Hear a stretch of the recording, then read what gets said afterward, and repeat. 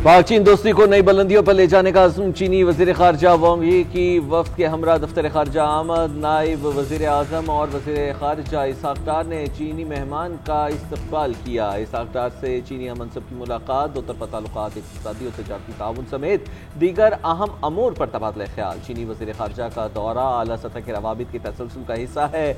Dialogue का मकसद हमा मौसमी स्ट्रेटेजिक कोऑपरेटिव पार्टनरशिप को मज़ीद गहरा करना है, इक़्तिसादी और तजारती ताउन को फ़रोग़ देना और इलाक़ाई अमन, तरक्की और इस्तेहकाम के लिए मुश्तरका अज़्म का इरादा भी एजेंडे का हिस्सा है। कराची में गुज़श्ता रोज़ की मूसलाधार बारिश के बाद सड़कों पर पानी जमा, कुरंगी नदी और कॉजवे रोड समेत दीगर शहराएं बंद। ओल्ड सिटी एरिया और उर्दू बाजार में भी पानी जमा। यूनिवर्सिटी रोड और लियाकताबाद का बुरा हाल। शहर में कहीं सूरत हाल मामूल पर, कहीं शहरियों को मुश्किलात। निकासी का काम अब तक मुकम्मल ना हो सका। कटी पहाड़ी से पत्थर गिरने लगे, शहरियों में खौफ व हिरास। गोलीमार में पानी घरों में दाखिल। पाक फौज की शहर के मुख्तलिफ इलाकों में इमदादी सरगर्मियाँ। महकमा मौसमियात की बारिश का सिलसिला मजीद 2 रोज़ तक जारी रहने की पेशगोई। कराची में बारिश के बायस निजी और सरकारी स्कूल्स कॉलेजेस बंद।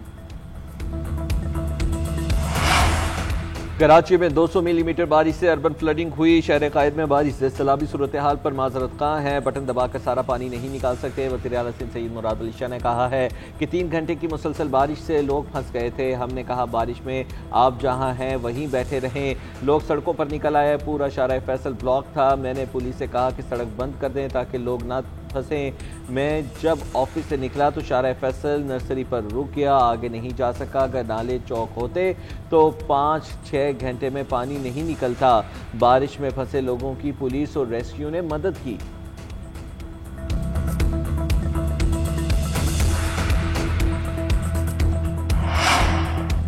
मुल्क भर में मानसून बारिशें और सैलाबी सूरत हाल। वज़ीर आज़म शहबाज शरीफ का सियासी कायदीन से रब्ता। चेयरमैन पीपल्स पार्टी बिलावल भुट्टो जरदारी, MKM रहनुमा खालिद मकबूल सिद्दीकी और अमीर जमात इस्लामी हाफिज रहमान को टेलीफोन।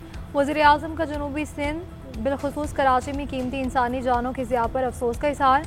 वफाकी हुकूमत की जानिब से हंगामी सूरत हाल से निपटने के लिए सिंध हुकूमत को हर किस्म की मुआवनत की पेशकश। वज़ीर आज़म के चेयरमैन NDMA को सिंध हुकूमत से मुकम्मल राब्ते में रहने की तवक्को और सूबाई डिज़ास्टर मैनेजमेंट अथॉरिटी को हर किस्म की मुआवनत फराहम करने और लोगों को मुमकिन ख़तरात की पेशगी आगाही फराहम करने की हिदायत। अल-खिदमत फाउंडेशन की जानिब से रेस्क्यू और इमदादी सरगर्मियों में बढ़ चढ़ कर हिस्सा लेने के इक़दाम की तारीफ।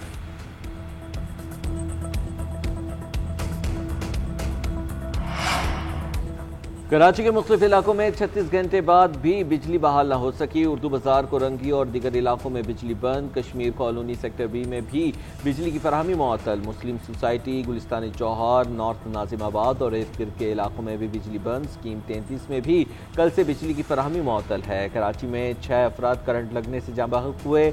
करंट लगने से जाँ बहक दोनों भाई सुपुर्द खाक। दोनों की अमवात ज़ेर ज़मीन बिजली के केबल से करंट लगने से हुई।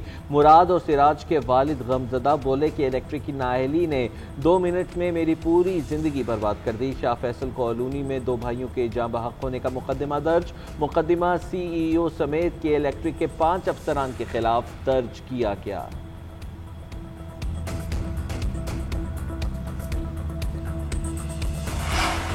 खैबर पख्तूनख्वा में हालिया बारिशों के बायस 20 अरब रुपए से ज़ायद का माली नुकसान हुआ। 20 महकमों की 603 सरकारी अमला को नुकसान पहुंचा। KP में सैलाब से नुकसानात की इब्तदाई रिपोर्ट वज़ीर आला KP को इरसाल कर दी गई। बडग्राम में सबसे ज़्यादा 214 सरकारी अमला तबाह हुई। सवात में 96 और बाजोड़ में 62 और मानसेहरा में 58 सरकारी इमारतों को नुकसान पहुँचा। 37 सरकारी तालीमी इदारे और 83 सड़कें और 10 पुल मुकम्मल तौर पर तबाह हो गए। 226 इरीगेशन चैनल्स, 68 वाटर सप्लाई स्कीमों को नुकसान पहुंचा। महकमा तालीम को 1449 मिलियन और पब्लिक हेल्थ इंजीनियरिंग को 217 मिलियन का नुकसान पहुंचा। पाक फौज का सैलाब मुतासरा इलाकों में rescue and relief operation. Pir Baba bypass तमाम किस्म की ट्रैफिक के लिए खोल दिया गया। पूरन गांव का ज़मीनी राबता भी बहाल कर दिया गया। आवाम की सहूलत के लिए पीर बाबा बाजार में रात भर मलबा हटाने का काम जारी है। पाक फौज ने भारी मशीनरी के जरिए 7 मकामात पर लैंडस्लाइडिंग से मुतासरा अलूच पूरन बेस 20 किलोमीटर तवील सड़क बहाल कर दी है, जबकि रेस्क्यू ऑपरेशन के बाद पूरन गांव का ज़मीनी राबता बहाल हुआ। मुकम्मल बहाली तक पाक फौज की इमदादी सरगर्मियां जारी रहेंगी। बानी पीटीआई की 9 मई मुकदमात में जमानत के केस पर समाअत हुई। चीफ जस्टिस ने रिमार्क से क्या जमानत केस में हतमी फाइंडिंग दी जा सकती है? क्या तसलसल का असूल इस केस पर अप्लाई नहीं करेगा? आप साबित करें ये मुकदमा पहले के मुकदमात से मुख्तलिफ है। कोई ऐसा केस दिखाएं जहां साजिश के इल्ज़ाम पर सुप्रीम कोर्ट ने जमानत मुस्तरद की हो। सुप्रीम कोर्ट ने ऐसे ही इल्ज़ाम के 3 मुकदमात में जमानतें मंजूर की हैं। अपने केस को दीगर मुकदमात से अलग साबित करें।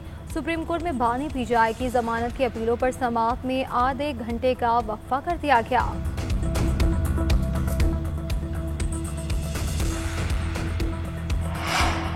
सलामती काउंसिल में दहशतगर्दों की फहरिस्त में शामिल तमाम अफराद मुसलमान ही क्यों हैं? समझ से बालातर है कि एक भी गैर मुस्लिम दहशतगर्दों में शामिल नहीं। पाकिस्तानी मंदूब का सलामती काउंसिल के इजलास में खिताब। आसिम इफ्तिखार का कहना था कि गैर मुस्लिम दहशतगर्द और इंतहा पसंद अक्सर एहतसाब से बच निकलते हैं। ये सूरत हाल तब्दील होनी चाहिए। TTP, BLA, मजीद ब्रिगेड में ताउन इलाकाई और आलमी अमन के लिए खतरा है। TTP बलोच अस्करियत पसंद गिरोह अफगानिस्तान में पनाह लिए हुए हैं। पाकिस्तान का अफगानिस्तान से अफगान सरजमीन से हमलों पर मौसर कार्रवाई का मुतालबा। कलअदम तहरीक तालिबान और BLA मजीद ब्रिगेड के खिलाफ काबिल तस्दीक इक़दाम की ज़रूरत पर जोर दिया। तर्जुमान दफ्तर खारजा का कहना है कि वज़ीर खारजा इसहाक डार ने अफगान हम मनसब से मुलाकात में दहशतगर्दी के खिलाफ ताउन में सुस्त रवै पर तशवीश का इजहार किया। अफगान वज़ीर खारजा ने यकीन दिलाया कि अफगान सरजमीन किसी मुल्क के खिलाफ इस्तेमाल नहीं होने दी जाएगी। दरिया रावी में पानी का बहाव बतदरीज कम होने लगा। शादरा के मकाम पर पानी का बहाव 23,000 क्यूसिक रिकॉर्ड किया गया। शादरा में गुज़िश्ता रोज़ पानी का बहाव 36,000 क्यूसिक था।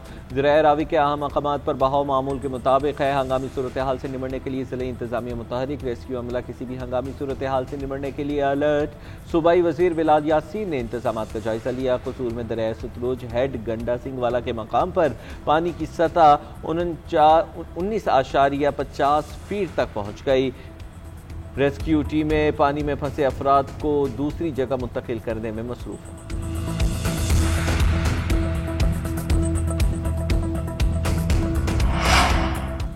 मुजफ्फराबाद में भारत के लिए जासूसी के इल्जाम में एक शख्स गिरफ्तार। उबैद जहांगीर के खिलाफ थाना सदर में मुकदमा दर्ज। मुकदमे में के मुताबिक रावलाकोट का रिहायशी उबैद जहांगीर भारतीय खुफिया एजेंसी के लिए जासूसी कर रहा था। उबैद ने हसास तंसीबात की तस्वीर खुफिया इतलात दुश्मन मुल्क की एजेंसी को दी। हसास मकामात की तस्वीर भारतीय एजेंसी को देने के एवज भारी रकूम हासिल की। उबैद जहांगीर के खिलाफ ऑफिशियल सीक्रेट एक्ट के तहत FIR दर्ज की गई।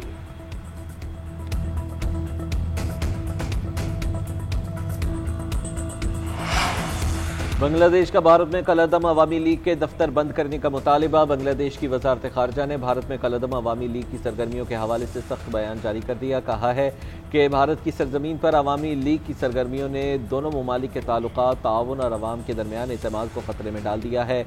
बांग्लादेश हुकूमत का दिल्ली और कोलकाता में कलअदम सियासी जमात के दफातर खोलने की खबरों पर तशवीश का इजहार। भारत की वजारत खारजा ने बांग्लादेश की हुकूमत के बयान के रद्दमल में कहा है कि भारतीय हुकूमत को अवामी लीग के अरकान की बांग्लादेश मुखालिफ सरगर्मियों के बारे में इल्म नहीं।